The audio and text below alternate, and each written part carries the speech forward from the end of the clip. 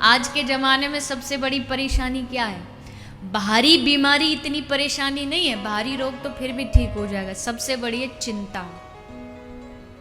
दिख रहा है कि सेठ जी ऑफिस में एक कुर्सी पे आंख बंद करके बैठे, दिख रहा है शांत है बाहर से, लेकिन भीतर सेठ जी से पूछो, भीतर का जो चित्त है वो चारों तरफ भागे घूम रहा है। वहाँ लॉस हो गया, ये हो गया, धंधे में बढ़ाऊं कैसे, अरे अब तो लॉकडाउन लग गया, अब क्या करूँगा, हाय हाय। इस लॉकडाउन में इतने लोग बीमारी से नहीं मरे जितनी चिंताओं से मर गए। रोग से नहीं मरे, चिंता, अरे अब क्या होगा, अब कैसे होगा। कहावत है ना, चिंता किसके समान होती है? देखो कहा ना, प्रवचन कौन नहीं दे सकता, आप भी दे सकते हैं। सबको पता है चिंता चिता समान। आप भी कह दोगे, मैं भी कह दूंगी, चिंता चिता समान। कहने में क्या गया, पर आचरण किसने किया?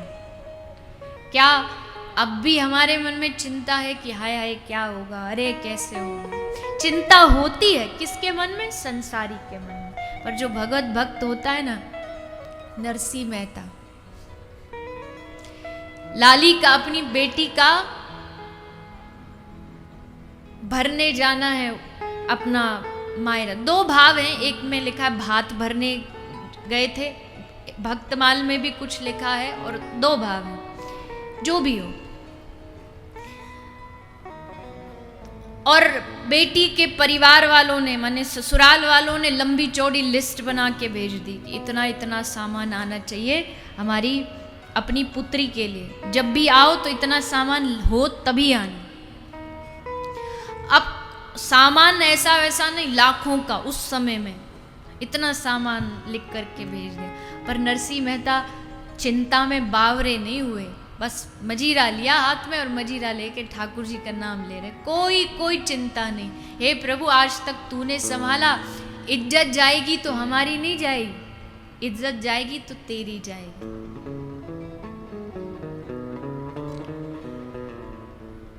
लगा दो पार नैया को, नहीं तो डूब जाएगी। लगा दो पार नैया को,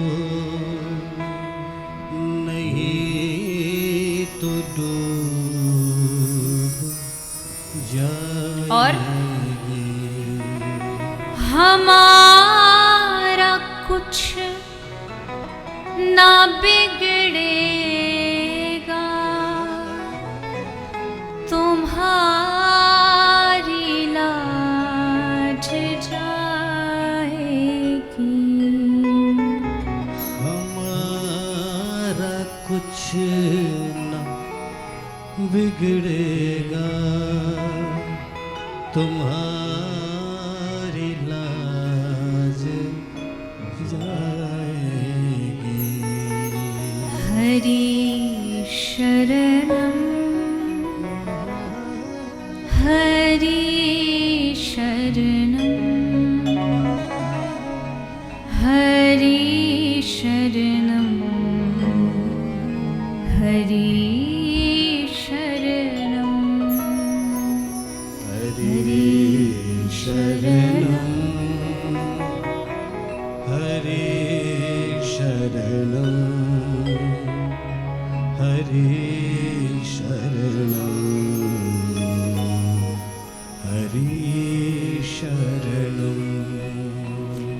हरि शरणम। हे हरि, मैं तेरी शरण में हूँ, मैं तेरी शरण में हूँ। अब जो शरणागत होता है तो वो सोच लेता है कि इज्जत हमारी नहीं तुम्हारी जाएगी, लोग तुम पर प्रश्न उठाएंगे, हम पर नहीं उठाएंगे। ऐसा सोच बस झांझ मजीरा ले नरसी तो दिन रात हरि नाम हरि भजन में ही लगे रहते। अब जब ठाकुर जी देखते हैं कि इसे मुझ पे इतना भरोसा है, तो भला मैं इसके भरोसे को कैसे तोड़ दूं?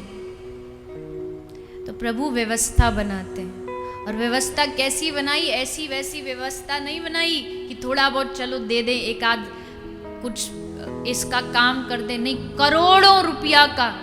करोड़ों रुपया का सामग्री वस्तु लेकर के ठाकुर जी स्वयं पहुंच गए हैं नरसी का भात भरने।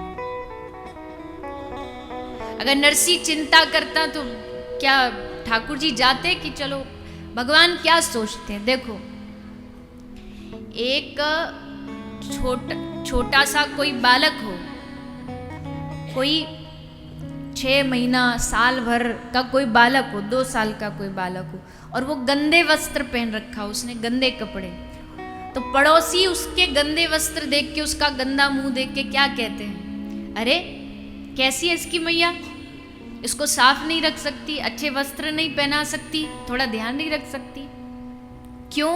क्योंकि अभी वो बालक माँ के शरणागत है। पर जब वही बालक 20 साल का 22 साल का हो जाए, फिर गंदे कपड़े पहने, तो फिर क्या उसकी मैया को दोष देंगे? एक 22 साल का बालक कल गंदे कपड़े पहनेगा तो लोग ये नहीं करेंगे कि इसकी माँ इसको संभालती नहीं, लेकिन अरे इसमें बुद्धि नहीं है क्या, कैसे वस्त्र पहन रखे। क्यों? क्योंकि अब वो बड़ा हो गया है, अब वो शरणागत नहीं है। शरणागति में यही लाभ होता है। शरणागति में सबसे बड़ा लाभ ये, अच्छे हैं या बुरे हैं, भक्त हैं या अभक्त हैं, लेकिन हैं तुम्हारे, गंदे बुरे जैसे हैं आपको संभालना पड़ेगा। यह है शरणागति।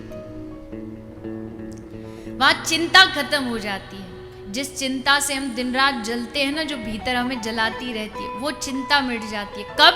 जब हरि शरण में जाते हैं। इसलिए चिंता करे सो मिले बीमारी। मानसिक रोग बढ़ जाएंगे, शरीर के रोग बढ़ जाएंगे, बीपी भी बढ़ता है तो डॉक्टर कहते चिंता कम किया करो, शुगर बढ़ती है तो कहते चिंता कम किया करो। चिंता करे सो मिले बीमारी, पर चिंतन करे सो मिले बिहारी। अब चॉइस इज योर्स। अब आपको चुनना है कि आपको बीमारी चाहिए या बिहारी चाहिए। क्या चाहिए? वाह। और अभी देखना, अभी थोड़ी सी भी कथा 5:30 से लेट हो जाए ना तो चिंता चालू हो जाएगी। आए हाय, घर में कौन रोटी बनाएगा, है किसी का पशुधन होता, पशु घर में बनाओ तो अरे समय हो गया इसका उसका। पर चलिए कोई नहीं, इतना समय भी अगर आप भाव से, चित्त से सत्संग को दे देंगे तो सत्संग से लाभ ही लाभ होगा। धीरे धीरे, कहा ना, परिवर्तन धीरे धीरे होता है। अभी चिंता हो रही, धीरे धीरे समय आएगा, ठाकुर जी उस चिंता का भी हरण कर लेंगे और फिर एकदम आनंद में जीवन। आनंद में जीवन किसका? जिसको कोई चिंता नहीं, उसका जीवन आनंद में है। जिसको पास करोड़ों है उसका जीवन आनंद में नहीं है। इस गलत फहमी में मत रहना। आनंद में वो है जिसको किसी प्रकार की चिंता नहीं। होगा, ऐसा नहीं कि नहीं हो सकता। हम कह देते हैं अरे हम तो गृहस्थी है महाराज, हम चिंता नहीं करेंगे तो क्या होगा। अरे गृहस्थियों की कथा सुनो ना, भागवत इसीलिए तो है। सुदामा गृहस्थी थे, नरसी गृहस्थी थे, एकनाथ जी गृहस्थी थे, पर गृहस्थ में रह कर के क्या भगवान की प्राप्ति कर ली। गृहस्थ जीवन का बहाना देकर के भगवान से भागिए मत। ब्रज में संत कहते हैं कि गृहस्थ से बड़ा और तो कोई भक्त हो नहीं सकता। क्यों? क्योंकि जो साधु है बाबा जी, उसने तो सब कुछ त्याग दिया है, तो उसको मोह है ही नहीं, ना बीवी है ना बच्चे, कोई नहीं। पर परिवार होते हुए भी जो भगवान से जुड़ जाता है, उससे बड़ा और कोई संत नहीं हो सकता है। क्योंकि इतनी जिम्मेदारी थी, कदम कदम पर माया पकड़ने के लिए खड़ी थी, फिर भी उससे छूट के आगे निकल गए। इससे बड़ा आश्चर्य और क्या होगा। तो गृहस्थ जीवन की कोई बहाना नहीं लगाना चाहिए कि हम तो। अचंभा तो तब होता है, कई बार ऐसे लोग होते, 3 घंटे कथा हो गई, सुन ली, उसके बाद घर गए, उनके घर थोड़ा कुछ प्रसादी वगैरह, फिर वहाँ कहते हैं कुछ सत्संग सुनाइए ना। उनका अभी तो सुन के आए हो 3 घंटे। बोले नहीं नहीं थोड़ा सा और, वो भी सुना दिया। अब सुनाने के बाद क्या बोलते, आपने बात तो बड़ी अच्छी कही, पर क्या करें ना, परिवार वाले हैं ना, माया वाले हैं, अरे तो पहले ही बता देते, 3 घंटे बोलते नहीं। ये बात ही बतानी थी कि भाई परिवार वाले ये तो पता ही है।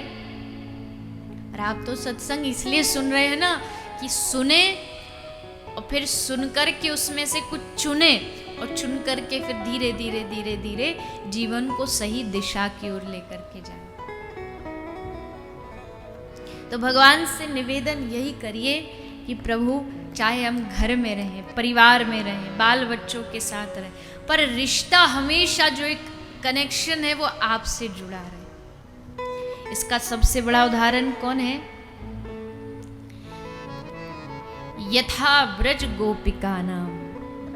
इसका सबसे बड़ा उदाहरण है ब्रज की गोपियां, जिनके जीवन में सब कुछ था जो हमारे जीवन में है।